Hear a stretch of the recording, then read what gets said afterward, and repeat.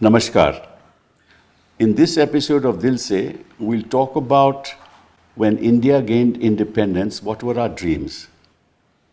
And what's happened over the years and where do we stand today as a democracy? लोकतंत्र का जो ढांचा बना था, क्या वो ध्वस्त हो रहा है या ध्वस्त हो चुका है? जो कार्यपालिका है, वो किस तरह से अपना कर्तव्य निभा रही है? न्यायपालिका किस तरह से कर्तव्य निभा रही है? और क्या विधायिका भी अपने कर्तव्य निभा रही है? इन चीज़ों पे हम चर्चा करेंगे, क्योंकि कई लोग कहते हैं, maybe I am in somewhat to some extent in agreement with them, कि जो डेमोक्रेसी का जो ढांचा है, उसके जो स्ट्रॉन्ग पिलर्स हैं, जो स्तंभ हैं लोकतंत्र के, वो गिरते जा रहे हैं, ध्वस्त होते जा रहे हैं। और आज के दिन स्थिति ये है कि अगर लोगों के मत काटे जाएं and people are not given the right to vote, then what is left of democracy? तो एक इन ब्रॉड विषयों पे हम चर्चा करेंगे। And I have with me a man who is extraordinary in every sense of the word. ऐसी शख्सियत जो अपने मन की बात, कुछ लोग तो मन के बात एक तरीके से करते हैं, बट ये ऐसे शख्सियत हैं जो अपनी मन की बात बेबाक तरीके से देश को बताते हैं कि देश की स्थिति क्या है और देश में क्या हो रहा है। और ऐसे लोग आपको कम मिलेंगे हिंदुस्तान में। सभी लोग डरते हैं कि कहीं ईडी ना पहुंच जाए, कहीं सीबीआई ना पहुंच जाए, लेकिन ये शख्सियत इन चीज़ों से नहीं डरती। मैं किसकी बात कर रहा हूँ? जस्टिस काटजू साहब की। इनके जो दादा थे वो एक फ्रीडम फाइटर थे और वो मध्य प्रदेश के चीफ मिनिस्टर रहे। वो उसके बाद वो कैबिनेट में डिफेंस मिनिस्टर रहे, होम मिनिस्टर रहे। और इनके जो पिता थे वो भी लेजिस्लेटिव असेंबली यूपी के मेंबर रहे, उसके बाद वो जज बने। और इनके अंकल जो थे वो chief justice Allahabad high court के बने। और मार्कंडेय काटजू साहब एक ऐसे वकील हैं जो मतलब कि एक रोरिंग प्रैक्टिस को छोड़ के, लेबर लॉ पे, टैक्सेशन लॉ पे, रिट पिटिशंस पे, रोरिंग प्रैक्टिस को छोड़ के ये न्यायाधीश बने। और पहले 1991 में ये बने जज इलाहाबाद में। उसके बाद 2004 में मद्रास में आए, फिर दिल्ली में आए, फिर उसके बाद सुप्रीम कोर्ट में आए। 2006 से लेकर 2011 तक आप सुप्रीम कोर्ट में रहे। और आपसे मैं सबसे पहले ये सवाल पूछूंगा, क्या आप सोचते हो कि is democracy is in danger in India? ये पहला सवाल है। देखिए, इस सवाल का जवाब देने के लिए आपको समझना चाहिए कि democracy is not an end in itself, it can only be a means to an end, and the end must be raising the standard of living of the people and giving them better lifes. If democracy helps in achieving that end, it is a good thing. But in India, it does the reverse. देखिए, democracy in theory और in general की बात करना फ़र्क है। You have to see how democracy is practised in India. Correct. Largely it runs on the basis of caste and religious vote banks. हमारा जो voter vote देने जाता है 90%, 100% मैं नहीं कह रहा हूँ, ये नहीं देखता है कि जो उम्मीदवार है अच्छा आदमी है, बुरा है, पढ़ा लिखा, अनपढ़, क्रिमिनल, नॉन क्रिमिनल। ये नहीं देखता कि बेरोज़गारी बढ़ रही कि नहीं, गुर्बत बढ़ रही कि नहीं, कीमतें बढ़ रही हैं कि नहीं। सिर्फ जात बरादरी पे जाता है। 2024 का चुनाव हुआ लोकसभा का, half the MPs elected have big criminal backgrounds. Half आप देख लीजिएगा गूगल में। इसका क्या मतलब? इसका मतलब कि आपका जो वोटर है वो नहीं देखता है कि ये क्रिमिनल है कि नहीं। वोटर के पास चॉइस ही क्या है? गरीब आदमी है। मैं आपसे थोड़ा सा, मेरे पॉइंट ऑफ व्यू थोड़ा डिफरेंट है, इसीलिए ये चर्चा होगी। देखिए, जो गरीब आदमी है उसके बेचारे के पास तो है ही नहीं कुछ। उनके पास ना तो धन है, ना कोई सुविधाएं हैं, ना उनके बच्चे अच्छे स्कूल जा सकते हैं, ना उनको कोई और सुविधाएं मिलती हैं। तो जो लोकल आदमी है, जो उनको धमकाता है, डराता है, वो कहता है कि अगर तुम वोट नहीं करोगे तुम्हारी हालत और बदतर हो जाएगी। तो ये केवल कास्ट की बात नहीं है, it is an issue relating to the nature and the extent of poverty in our country. May I express my opinion where I differ from you? Please. मैंने कभी जिंदगी में वोट नहीं दिया और ना दूंगा। I will not participate in this farce. Modi ji जीते हैं तो अक्रॉस कास्ट लाइंस जीते हैं ना, उनकी जीतने की वजह क्या कास्ट है? उनकी जीतने की वजह सुन लीजिए। अब हाँ, आपने नहीं, क्योंकि पूछा आप बात कर रहे हैं ना कि भाई अरे भाई फ्यूडल है। आई एम टेलिंग यू कि देखिए 80% population of India is Hindu. I am only in answering your question कि everything is done on the basis of caste. Now, across castes, across creed, people voted for Modi. And if your logic is right, Muslim did not vote for Modi. I don't Muslims, agree. we are talking about the caste system in India. No, we're not talking about Yes, religion. because Hindu, they claim to represent all castes, all Hindu castes. Therefore, no, it's not. There's no Hindu caste. No, all the caste mean Brahmins and Yadavs and Dalits. So therefore, the SCs voted for them. STs, the tribals voted for them. Other castes, the Thakurs voted for them. Everybody voted for Modi. Why? Because the nature of appeal, जो धर्म के आधार पे जो vote मिला, वो cast को उसने खत्म कर दिया। तो आपका जो basic foundation, That's right, you are right, that's right, correct. ठीक है ना? Therefore, there it didn't play, caste didn't play a role. Caste didn't play, but religion played a role. So therefore, the point I am making is that it is because of this kind of divisive communal politics that India has destroyed its democratic Kaju Sahib. Let's sort of move away from history All for a right, moment. okay. Let us see how the institutions are functioning today. All right. Take, for example, the Election Commission. What are your views on how the Election Commission is? देखिए I'm a very clear views. All your institutions have collapsed. चाहे election commission कहिए, अब judiciary पे I don't want to comment much because मेरे ऊपर contempt of court एक बार चला दिया था इन लोगों ने. Just stay away from that. I'm staying away, that is why. But I'm saying all your state institutions have collapsed. Why? Because देखिए मैंने again I'm coming back to it कि आप देखिए you are a feudal country. Please let me explain in detail. आप देखिए जब constitution बना था 1950 में, उसमें we borrowed western models, we got parliamentary of system of democracy from England, independent judiciary from England, then federal structure from USA, bill of rights from USA, and वो Ireland से borrow किया वो जो chapter 4 है. All that we borrowed from Western nations, and we set up a Western model constitution with fundamental rights and all that. In obviously the founding fathers were of the thinking that these modern institutions and modern principles will pull up our backward feudal society and bring it into the modern age. India was largely feudal, and it is still to quite. No, I partly agree with you that India's mentality is feudal. सुनिए, तो उस time पे probably the thinking of the founding fathers was कि हम लोग when we transplant a modern constitution from above on our backward feudal society, this modern constitution will pull up the backward society and bring it into the modern age. This was the thinking. गलती इसमें thinking में ये है कि ये transformation of a country from backward society into a modern age cannot be done by making constitutions. But sir, this doesn't answer the question of how they have captured the institutions. Because the institutions have not been captured because society is feudal. Institutions have been captured because of greed. मतलब कि एक bureaucracy है, Correct. जो सही तरीके से काम नहीं करती. It has no spine anymore. जो CEC वगैरह जो बैठे हैं, वो सरकार के प्रति कुछ has nothing to do with feudal. It is because they have no character. And That's the right, that is character, right now, character is built through education. The point that I was trying to come to, character is built through education.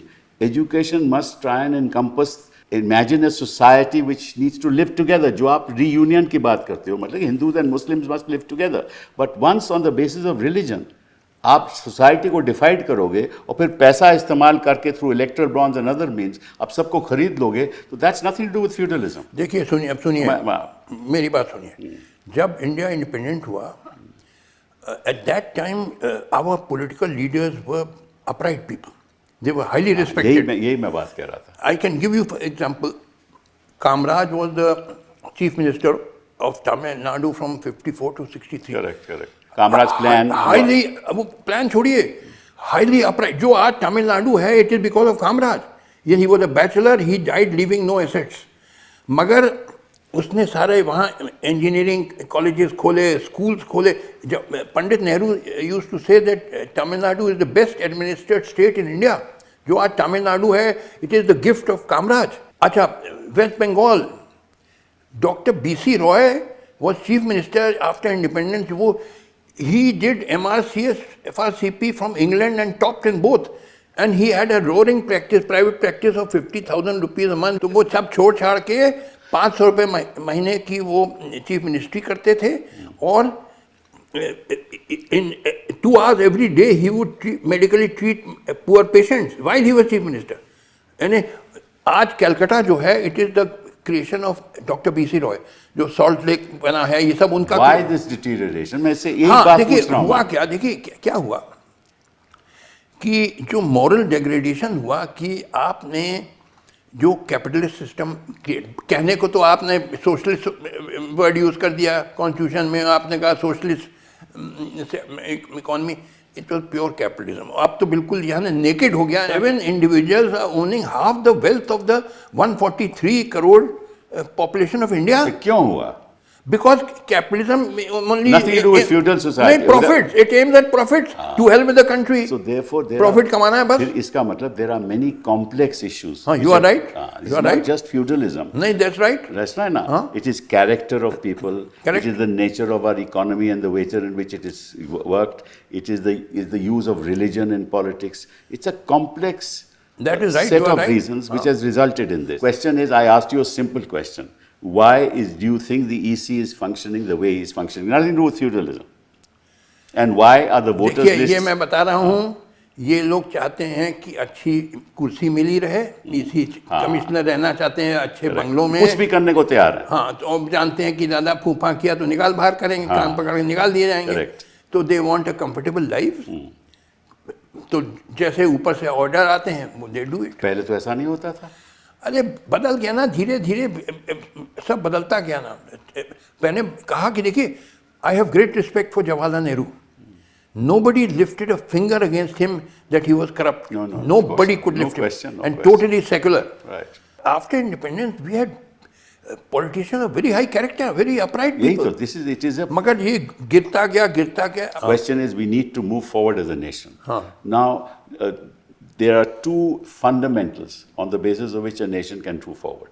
One, a system of elections that is not based on communalism, a system of elections where the voters' right to vote is respected, number one. Number two, that there should be a judiciary, right, which is independent, completely independent. And number three, there should be a media who can speak truth to power. All these three things are lacking in this country today. Am I right or am I wrong? Now, may I give my response? Yes, and you will bear with me for a... Please. देखिए, our national aim must be very clear-cut. That is, we must transform India from a semi-backward country into a modern industrial giant like another China. Correct. Because unless we become a modern industrial giant, for which we have all the potential, we can never abolish our massive poverty, massive unemployment, massive problems of child malnutrition, lack of health care, lack of good education and all. Now, this must be our aim, clear cut. Right. इस पे कोई compromise नहीं होगी. I don't make compromises. ठीक बात. अच्छा, how do you do it? How do you transform India into a modern industrial giant? In my opinion, it can't be done by this democratic method, voting जो caste communal basis पे. अब बताइए, China आज second super power बन गया. उसकी $20 trillion GDP है. USA की शायद 31 ट्रिलियन. चाइना की 21 ट्रिलियन करीब. हमारी $4 ट्रिलियन उस पर भी मुझे बड़ा डाउट है. आवर स्टेटिस्टिक्स हालांकि. Now they have lifted. We have about the same population, a little over 140 crore. China has lifted 80 to 90 crore people above the poverty line or become a super, because they don't permit elections. I respect you and your views, but the question is if you start comparing China to India, you are comparing apples and oranges. And I tell you the reason why. India is such a heterogeneous country, such a heterogeneous society. There's no one language. China has Mandarin. There's no one race. There are several races. Only one religion in China. There are so many religions in India. So you cannot replicate what happened in China and make India like China.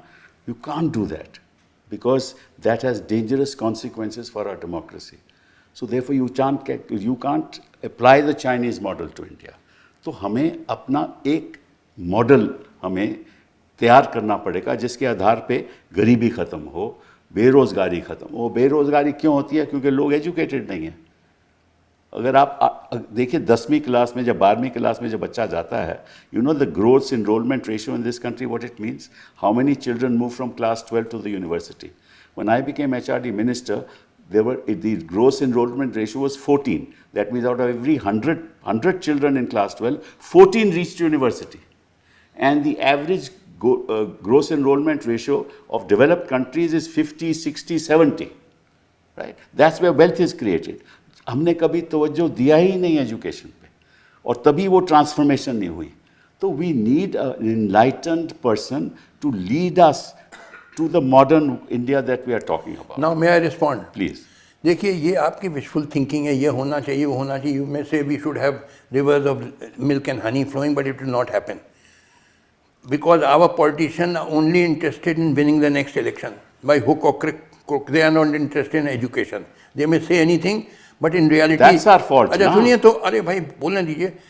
28 states हैं और 8 union territories. कहीं ना कहीं चुनाव होता रहता है या तैयारियां उसकी होती रहती. इसका मतलब चुनाव का माहौल परमानेंट फीचर हो गया इंडिया का. तो आपके जो leader, pardon me for saying so, जो सब लीडर, सब party, I am not blaming any particular, उनका एक 1 पॉइंट प्रोग्राम होता है how to win the next election. और इलेक्शन जीतने के तरीका है नफरत फैलाओ, हिंदू मुस्लिम नफरत फैलाओ, कास्ट के.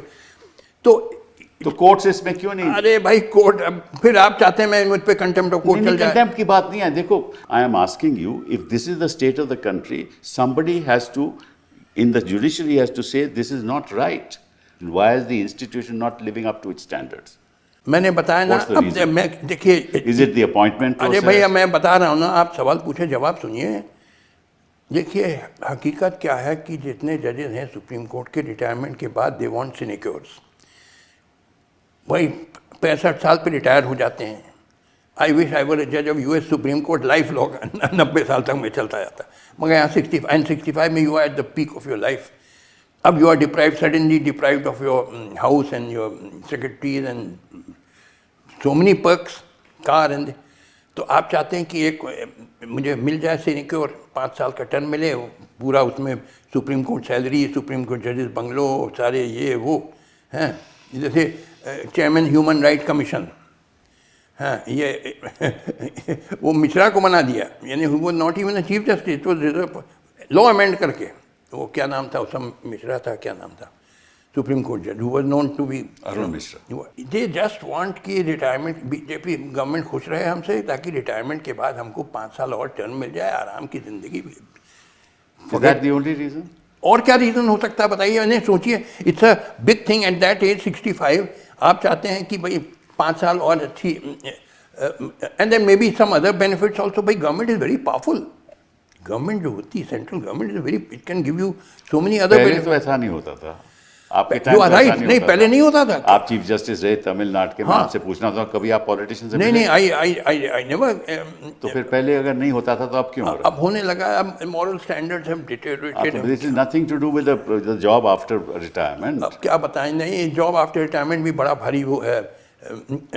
Most of these judges, in fact, do arbitrations, earn a lot of money. Arbitration में भी कमाते हैं. और गोगोई साहब को राज्यसभा का मेंबर बना दिया. वो ठीक है. I'm just saying, is it an institutional crisis, or is it just the fact that they want benefits after retirement? I'm not agree with you on that issue. Maybe I think there's an institutional crisis. I don't know whether I'm right or wrong. भाई institutional crisis भी है. मैंने कहा सारे institution India के collapse कर गए हैं, कुछ नहीं रखा है. अब फूफा करके आप चलाइए दिखाने के लिए, मगर fact is all institutions have collapsed in India. Educational institutions have become saffronized. They are not centers of learning. Or we'll come to that. At the moment, I'm saying, do you think the appointment process has something to do with it? अब आप कहलवा रहे हैं मुझसे. अब तो अगर आपको supreme court का जज बनना है तो आपको प्रो बीजेपी होना है, ये तय है. हाँ, अदरवाइज आप सुप्रीम कोर्ट जज नहीं होंगे. मुरलीधर को बनाया गया सुप्रीम कोर्ट जज. What did he do? He only ordered कि वो दिल्ली में जो राइट्स हुए थे उसमें पुलिस को ऑर्डर किया था, उनके खिलाफ स्ट्रिक्चर्स, ओरल स्ट्रिक्चर्स किए थे. And he was outstanding. I was talking about the institution. अगर अल्टीमेटली आपने अपने हाथ में ले लिया द प्रोसेस ऑफ अपॉइंटमेंट. हाथ में नहीं लिया, क्या theory, in theory, in practice वो लिस्ट आती है गवर्नमेंट से आपके पास, आप करिए इसको, साइन करिए ब्लैंक चेक को. नहीं, सारी तो नहीं आती. अरे भाई, सारी तो नहीं आती, but let us agree to disagree. नहीं, सारी नहीं आती. वो तो there are some very good जजेस also the supreme court even now. वो बात नहीं है. इशू इज के institutionally the institution has failed us. That's what I was talking about. आप किसी का उदाहरण ले सकते हो, किसी और जज की बात सकते हो. That doesn't solve the problem. How will the institution maintain its independence if democracy is to survive? That's the larger question. It cannot, and that is why you need a revolution. देखिए, आप में मुझ में ये फर्क है. You are in favor of reforms. I believe कि reform is all humbug. This country, it is like a building which is totally dilapidated. देखिए, आप समझते हैं कि थोड़ा पैचवर्क बिल्डिंग को कर दो ठीक हो जाए. मेरी बिलीफ है इतनी जर्जर हो गई है वो बिल्डिंग कि अब उसको destruction and fresh construction is required. Fresh construction कौन करेगा? And the person who constructs it will be better than this. I will answer you. देखिए, ये कई लोग मुझसे कहते हैं, क्योंकि I have often said that present political leaders are worthless people. They have no genuine love for the country. They only want power and wealth for themselves और their families. तो लोगों ने पूछा कि भाई फिर कहाँ से वो लीडर आएंगे. मैंने कहा देखो, all historical experience shows that whenever a country is in great crisis, nature throws up great leaders. For example, in the 17th century there was a great crisis in England between king and parliament. Us time Oliver Cromwell, who was unknown, he rose and became the leader of the parliamentary forces. He was unknown. Thomas Jefferson, George Washington were hardly known, but they rose in the American Revolution. In France, Robespierre was a small-time town lawyer, not even in Paris, in Arras. वो leader हो गया. Lenin became a leader in Russia. तो कहने का मतलब ये है कि great leaders, I'm confident, will come. All historical experience shows कि time, but it will take time. Today they are not to be seen. आज तो मेरे आपके political leader, all parties बिल्कुल. We are talking about tomorrow, and tomorrow means tomorrow. We're not talking about years hence. Something has to happen, no, between now and then. We can't give up on the system. देखिए, हम बता रहे हैं, अब देखिए कब आएंगे वो अच्छे leaders, nobody can tell. You cannot be rigid about historical forms. You can't be rigid about forms. देखिए, मैं बता रहा हूँ कि अच्छे लोग आएंगे, अभी वो दिखाई नहीं दे रहे हैं. It will take time. Be patient. If I see a politician, I want to run away. I don't want to talk more. Totally selfish and only caring for power and wealth. But ये तो अभी हुआ है sir, पहले नहीं था ऐसा. अरे धीरे-धीरे evolve हुआ भाई. हाँ तो therefore ना, मगर अब आएगा फ्यूचर में. सुनिए, फ्यूचर में I am confident because historical experience shows, ऐतिहासिक अनुभव बताता है कि जब कोई देश संकट में पड़ता है तो प्रकृति अच्छे नेताओं को लाती है ऊपर. तो आएंगे, but you have to wait for that. You have to be patient. It will take time. It can't come quickly. But in the meantime, India has to progress, ना? So no, in the meantime, India has to suffer.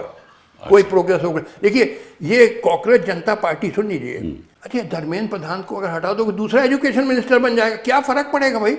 पहले तो हटाया नहीं जाएगा. He will remain unless Modi wants him out. He will not be removed. दूसरा की हटा भी दिया जाए. नहीं, ये तो रिडिकुलस कि धर्मेंद्र प्रधान को और चीख रहे हैं. आपकी पब्लिक चीख रहे, Dharmendra resign here. He will not resign.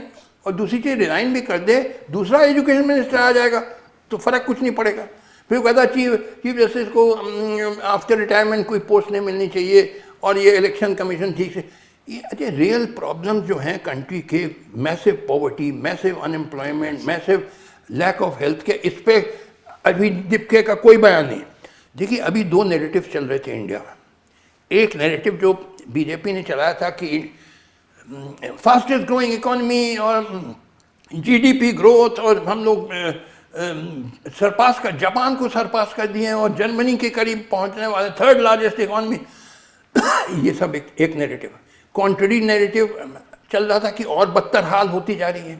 Things are getting worse and worse. इन्हें समझ लीजिए कि 12 million youth are entering into the job market every year, but less than 500,000 jobs are being created in the organized sector of the Indian economy. तो बाकी 11.5 million कहाँ जाते हैं? they become hawkers, street vendors, stingers. That's because of bouncers. lack of education. अरे नहीं, job नहीं है साहब। तो jobs तभी होंगे ना if people are educated. तो लिहाजा ये सब चीजें जो दो नैरेटिव चल रहे थे, एक जो प्रो गवर्नमेंट नैरेटिव, एक जो था कि और हालातें खराब होती जा रही। इसने ये कंट्रीब्यूशन किया कॉकरोच जनता पार्टी ने कि धड़ से दिखा दिया कि second narrative is the correct one, because जो within a few days 20 million followers हो गए। हाँ, 20 million. 20 million. What does it show? It indicate कि कितना यूथ कितनी परेशान है। They are seeing the looming spectre of unemployment. That's correct. तो it shows the second narrative is the correct narrative कि things are getting worse, Correct. And the first narrative is just So therefore, all these things have happened in our neighboring countries because the narratives there were getting, as you know, the new narrative came and some change took place. Now, whether that change is for the good or for the for worse for the country, I don't know. But I'm saying this: even a revolution does not necessarily prove that it's going to bring about some good. देखिए अब ये problem है. let us agree to disagree on this, and but what I want to tell you, I have formed another party. जब मैंने देखा हाँ, वो मैंने सुना कि इश्क, हाँ आपको भी हम चाहते हैं, अच्छा। इश्क करो पार्टी। इश्क करो पार्टी। अच्छा, मैंने बनाया, सब लोग सोचे कि ये क्या है कि वांटिंग अनदर वैलेंटाइन डे कि लड़के लड़कियां एक दूसरे को किस करें ये वो। तो मैंने उस पर आर्टिकल लिखा, आपको भेजा भी है मैंने। हाँ, मैंने देखा। मैंने कहा देखो, you have misunderstood me. This country can only solve its massive problems if there is unity among our people. Correct. Which means that Hindus, Muslims, Sikh, Christians, and all castes must unite.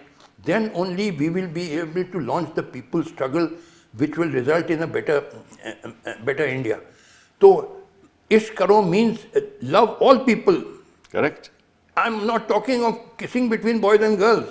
ये मेरा मतलब था कि unity, I want to promote unity. तो हम चाहते हैं आप भी हमारे साथ हो जाएं। वो तो ठीक है, बट यही तो मैं कह रहा हूँ, you are also asking for reform now. Not reform. Yes, this is not a revolution. No. This is, देखिए, रेवोल्यूशन का बिगिनिंग है। रेवोल्यूशन नहीं हो सकता है जबकि जन संघर्ष ना हो, जबकि United people struggle. Jan Kranti आती है जन संघर्ष के बाद। अभी जन संघर्ष शुरू होना है जिसमें यूनाइटेड जन संघर्ष चाहिए। कौन करेगा? This is what But the whole politics of party this, करेगी, sir, the whole करो पार्टी करेगी। all politics in this country is based on hate, and you are projecting love. हाँ, I am doing the reverse. you are doing the reverse. देखिए, एक चीज़ इसमें कोई घबराने की बात नहीं है। अगर मेरी बात सही है, if what I am saying is correct, people will come and join me. I am saying कि तुम लोग यूनाइट नहीं होगे, कभी नहीं अपने प्रॉब्लम ऑफ पॉवर्टी और अनएम्प्लॉयमेंट वगैरह सॉल्व कर पाओगे। You must rise above caste and religion and other differences. तो ये this is the purpose. That is reform, ना? अरे भाई, reform at the first stage, but the ultimate aim is revolution. Reform to unite people so that they can launch a people struggle which will take. At least let's agree on this thing that the first step is to reform society. हाँ, correct. To to then change lock, stock and barrel the entire system. Yes, that's right. You agree with me on that? I agree with you. Okay, now let's move on to how do you think Parliament is conducting itself? अब मैं कह दूं तो फिर आप कह दीजिए। Parliament मुझे कंटेम्प्ट में जेल भेज देगा भाई। नहीं, कोई नहीं। Power of contempt. नहीं, ऐसे कोई, हम तो हैं, आपके लिए हम खड़े हो जाएंगे। लेनिन ने कहा parliament is a talking shop, real decisions are taken by the executive. यहाँ भाषणबाजी आप कर दीजिए, भाषण देते रहिए, उसका कोई माने ना, मतलब you just letting out steam. Parliament में क्या है? पार्लियामेंट इररिलेवेंट इंस्टीट्यूशन हो गया अभी कोई। तो पार्लियामेंट इररिलेवेंट है, जुडिशरी अपना काम नहीं कर रही, कार्यपालिका अपना काम नहीं करती, bureaucrats have no spine. Reform in order to lead to revolution, ultimately revolution के बगैर नहीं हो पाएगी। देखिए, आपका समझिए ना कि your problems of India can not be solve with in the present constitutional framework. Constitutional यही तो what BJP wants, constitution must change. Change नहीं, it must be abolished. This constitution, देखिए, ये constitution मैं कहता हूँ, ये constitution का बना क्यों था? Democracy means, as Abraham Lincoln said, rule by the people for the people. Theory में तो democracy है, but reality is that everybody knows we are. Theory में भी नहीं है अब तो। अरे भाई, fundamental right दिएगा, freedom of speech, equality, liberty. अरे भाई, एक भूखा आदमी, बेरोजगार आदमी, उसको क्या मतलब फ्रीडम ऑफ स्पीच से? अब मगर आप लोग सपोर्टर्स हैं कॉन्स्टिट्यूशन के, डेमोक्रेसी के। मैंने कहा देखो तो फिर क्या होना चाहिए? There should be no Revolution freedom होना of speech. नहीं, there should be no freedom of speech. Huh? There should be no freedom of no speech. freedom of speech. I don't. No liberty for I association. No would- fundamental rights. No fundamental. You don't deserve fundamental. No right to life also. देखिए नहीं, right to life है मगर कैसे? अरे सुनिए, अरे भाई अब आप सुनिए, आप फ्रीडम के लायक नहीं है। Give me 2 minutes. I want to. Sure. I was invited to Dehradun University 3-4 years back to give a talk on the Constitution. तो बड़ा खचाखच हॉल भरा था, 300-400 लोग थे उस देहरादून यूनिवर्सिटी के हॉल में। फ्रंट रो पे professor with suit, tie suit, and somebody having PhD from Harvard and somebody from Yale, somebody from London School of Economics, बड़ा फ्रंट रो पे, पीछे स्टूडेंट खचाखच भरा हुआ था। तो the speech I gave, you can see on YouTube. I've seen it. One of the things I said कि ये जो सामने आपके प्रोफेसर बैठे हैं, कोई अमेरिका से PhD, कोई लंदन, 2 मिनट में मैं प्रूव कर दूंगा कि इनके खोपड़े में गोबर भरा हुआ। Now listen, I don't laugh, I meant it. I said कि इनसे पूछिए कि इनकी लड़की अगर किसी दलित लड़के से शादी करना चाहे तो राजी होंगे? एक नहीं होगा, मर्डर करा देंगे, ऑनर किलिंग करा देंगे। मैंने कहा I prove, I did not take 2 minutes, I took 1 minute. I am not impressed by your PhD from Harvard here. What the hell you have in your head? You have gobar, casteism is gobar, cow dung. तो ये I went as Chief Justice of Madras High Court, सुनिए। तो in 2004, तो one day one Justice Kanagraj, he was also High Court, he was of scheduled caste. He and his wife was upper caste. They had a love marriage 25 years ago. तो शाम को courtesy call पे आए, मैं Chief Justice था। तो Mrs. Kanagraj told my wife कि when we were married 25 years back, we had a love marriage. My relatives performed my funeral rites on that date, and since then they had no connection with me. True. ये आपका मुल्क है, backward पिछड़ा मुल्क है। आप समझते हो कि हाँ मॉडर्नाइजेशन हो रहा है, मेंटालिटी यही है। PhD हार्वर्ड का हाल है कि कास्टिज्म, उनकी लड़की दलित से शादी करे तब देख पूछिए, very full of casteism.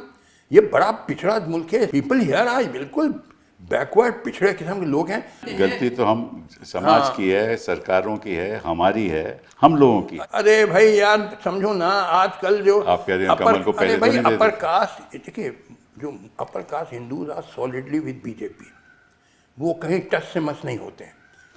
Only problem was they were hardly 18 और 19%, तो उस पर तो चुनाव निकलता नहीं। ये प्रॉब्लम था बीजेपी का। कैसे सॉल्व किया बीजेपी ने कि देखिए करीब 40% people are OBCs. OBC is not one caste, there many caste, Yadav, Kurmi, Lodh and so. तो उन्होंने क्या हुआ कि जैसे यूपी का नो जो यादव ओनली 9 और 10% आउट ऑफ 40% ओबीसी। एंड ये प्रोपेगेंडा हुआ कि जब चीफ मिनिस्टर होते हैं ये, तो ये यादवों को प्लम पोस्टिंग कलेक्टर और दरोगा ये सब देते हैं, नॉन यादव यानी कुर्मी, लोध को इग्नोर करते हैं। And that propaganda succeeded. अब जैसे अभी deputy chief minister KC Maurya है क्या, he is OBC but non Yadav. तो non Yadav OBC 30% largely went over to, और फिर similarly they cultivated them. they went over to BJP। और नॉन जाटव, ये मायावती जाटव है, विच इज मे बी 50% ऑफ, इनमें भी कास्ट है। आपको नहीं मालूम? सुनिए आप चीज, शेड्यूल कास्ट बहुत सारी है, उसमें कोई अपने को अपर कास्ट शेड्यूल कास्ट मानता है, कोई लोअर कास्ट मानता है। उनमें भी साहब ब्राह्मणों में भी है, ब्राह्मण तो है ही, मगर हम कह रहे हैं जो शेड्यूल कास्ट सबसे नीचे है वो उनमें भी है, वो तो है। वो क्या कहते हैं कि एक्चुअली काजू साहब, that's true of all societies all over the world if you ask me.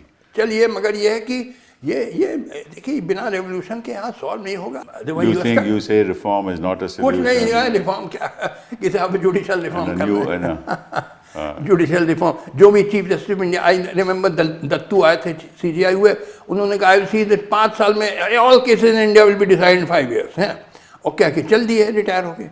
कोई और आया, उसने अपना प्रोग्राम छोड़ा, कुछ का रिटायर हो गए, चल दिए।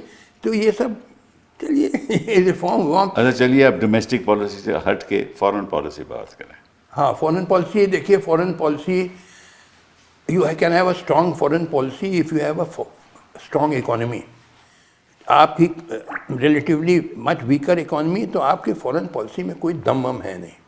आप चिल्लाते रहिए कि हम ये हैं, अपने को 30वां विश्व गुरु कहते रहिए, रियल अभी फॉरेन तो मोहन भागवत ने भी कह दिया अभी तो विश्व गुरु बनने में वक्त लगेगा। आप कहते रहिए अपने को विश्व गुरु। फैक्ट इज कि जिस कंट्री के पास स्ट्रॉन्ग इकोनॉमी होगी उसके पास स्ट्रॉन्ग मिलिट्री होगी। मिलिट्री नेचुरली तो स्ट्रॉन्ग मिलिट्री जिनके पास होगी स्ट्रॉन्ग, वही स्ट्रॉन्ग उनकी डिप्लोमेसी का कोई मतलब है। आप इस चीज पे मैं आपसे सहमत हूँ पूरे तरीके से। कोई आप में दम नहीं है, कोई उधर से प्रेशर डाल रहे हैं। ट्रम्प साहब हमें आदेश दे रहे हैं कि तुम यहाँ से तेल के लोग हम खरीदते, सुनिए, हम तेल खरीदते थे ईरान, सबसे सस्ता ईरान से मिलता था। बिल्कुल। अमेरिका ने कहा मत खरीदो, क्यों मान गए आप उसकी बात? क्योंकि आपके पास जो रीजन आपने कहा कि आपके पास कोई बार्गेनिंग, आप दब गए। यानी अगर आप रियली इंडिपेंडेंट होते, आप कहते हैं अमेरिका से sorry we get the cheapest oil from, Russia के साथ भी यही हुआ, रशिया के साथ भी यही हुआ। तो आप क्यों, इट शोज कि आपकी कोई दम नहीं है आप में। जितना फूफा करें आप, फॉरेन विजिट्स खूब करें, हमारे prime minister very fond of foreign jaunts, करते रहिए, मगर फैक्ट इज कि जब तक आपकी strong economy, highly industrialise nation नहीं बनेंगे, आपकी स्ट्रॉन्ग डिप्लोमेसी नहीं हो सकती है, आप दब जाएंगे। कोई इन्हें आजकल तो I am praising Iran, I am become a great fan of Iran, कि अंडर डेवलप्ड कंट्री होते हुए वो it is taken on the strongest military power on earth, and Not that underdeveloped, one of the most educated countries is there. Educated. बस सुनिए, तभी मैं education की बात हमेशा करता one हूँ। of the reasons is why they can fight America is the unity of the people. Sure. हम लोग में डिसयूनिटी, हम लोग रिलीजन और कास्ट पे डिवाइडेड है, तो कभी हम लोग दुश्मनों का सामना नहीं कर पाएंगे। जब तक तुम एकजुट नहीं होगे, तुम कैसे? अब देखिए, particularly after the killing of ayatollah Ali Khomeini, उसके ऑल इन्हें अमेरिका ने बहुत और इसराइल ने बहुत कोशिश करी कि कुछ ईरानियंस को वो करो, इंसाइट करो, इंसाइट करो फॉर हाँ, वो सब वेपन भी भेजे, वो सब चला, regime change they call it. वो सब कुछ नहीं हुआ। Solidly Iranians I United with the regime.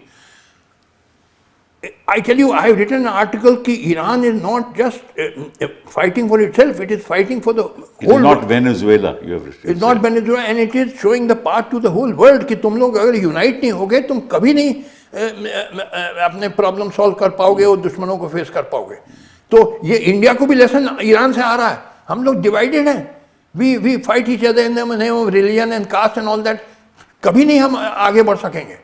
तभी ना, तभी तो we need to change that mindset. हाँ, तो ये इसीलिए That starts with the education system in the classroom. And it start with the इश्क करो पार्टी। नहीं इश्क करो तो वही तभी होगा ना जब क्लासरूम में सही एजुकेशन होगी। क्लासरूम में कौन सिखाएगा साहब? हमारे टाइम भी तो टीचर होते थे। Very good teacher. तो अभी तो कह रहा हूँ मैं, in our it is not a permanent thing ना। अरे भाई, मैं उस जमाने, आई एग्री विद यू, उस जमाने में टीचर्स बड़े डेडिकेटेड होते थे। मैं 1951 में बॉयज हाई स्कूल इलाहाबाद में भर्ती हुआ, 11 साल पढ़ा। Very dedicated teachers. Whatever I am today, I tell you, 80% is the gift of my teachers. I bow down to them. और आपको भी, आप भी पढ़े, हम लोग के ज़माने में टीचर्स रियली डेडिकेटेड होते थे। Sure. आजकल तो ये क्या बताएं। अब मैं गया था एक अपने फ्रेंड में इलाहाबाद में, इलाहाबाद के पास गांव है उसका, तो फ्यू ईयर्स बैक, तो मैंने उसके लड़के को बुलाया, गांव में रहता है, मंझनपुर है इलाहाबाद के पास। तो वो 7th क्लास पास करके 8th क्लास में चला गया। मैंने कहा तुम 7th क्लास की अपनी मैथमेटिक्स किताब लाओ। मैंने कुछ सिंपल क्वेश्चन सॉल्व करने को कहे, he could not solve them. Correct. But I said but you have been promoted. ASER की रिपोर्ट तो यही कहती है। सुनिए, I said you have been promoted to class 8, तुम तो 7th के प्रॉब्लम नहीं solve. Then I told him, and he was intelligent boys. मैंने 2-3 शुरू के क्वेश्चन सॉल्व किए, he picked up and he solved the rest. तो ऐसा कि तुमको ये सब सिखाया नहीं टीचर ने? बोला मास्टर साहब ठेकेदारी करने लगे हैं। जब teacher had left job and become a contractor, दूसरा टीचर आता नहीं है। ये हाल है आपके एजुकेशन का। That's the foundation. एक कॉलेज है, सुनिए, इलाहाबाद में अच्छा कॉलेज है, एक ज़माने में बड़ा अच्छा माना जाता था, CAV इंटर कॉलेज। उस एक ज़माने में बड़ा अच्छा कॉलेज। मैं गया, व्हेन आई वाज इलाहाबाद जज of Allahabad high court, I went to visit it. देखा क्लास में 300 student. I said how can 300 student study in one class? वो नाम के लिए स्टूडेंट्स हैं, वो आते जाते नहीं. Real tuition is at home. वो real earning of the teacher is by doing giving tuition at home. ये आपकी एजुकेशन का हाल हो गया है in large parts of India. That's the root cause according to me. कोई टीचर तो they teacher for making money. मैंने कहा ये 300 स्टूडेंट्स कैसे आपने एडमिट किए, जबकि rules permit not more than 40 और 50 स्टूडेंट्स. रूल्स में था. मैंने पूछा प्रिंसिपल से, आई वॉज जज ऑफ द हाई कोर्ट, कि रूल में है कि 40 या 50 स्टूडेंट ज़्यादा, आपने कैसे 300 स्टूडेंट एडमिट किए. बोले वो नेताओं का प्रेशर होता है, ये वो दे दो.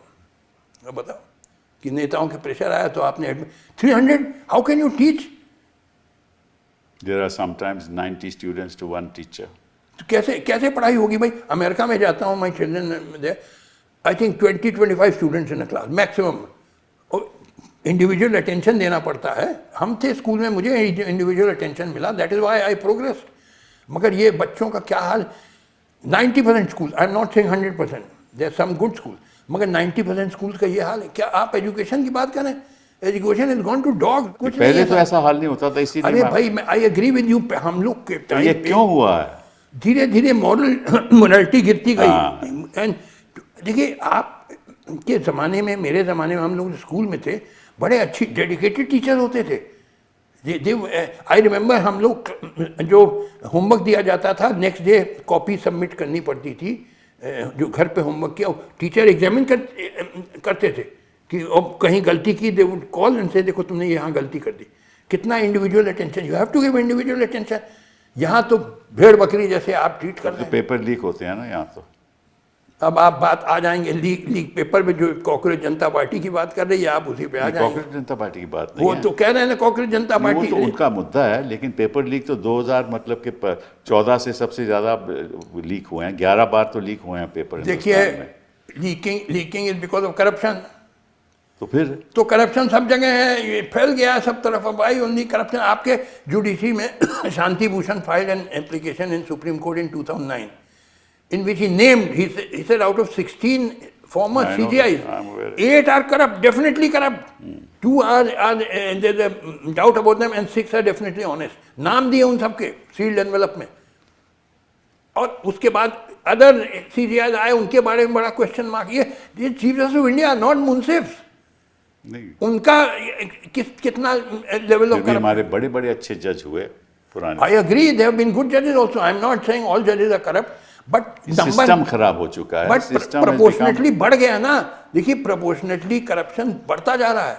सी द थिंग इज के you are in despair and I live on hope. That's the difference. No, I am live in hope also. I live in 100 time more hope than you. No, I have hope in even in the present system, no matter how terrible it is. नहीं, I am against this system. It has to be. सुनिए मेरी बात.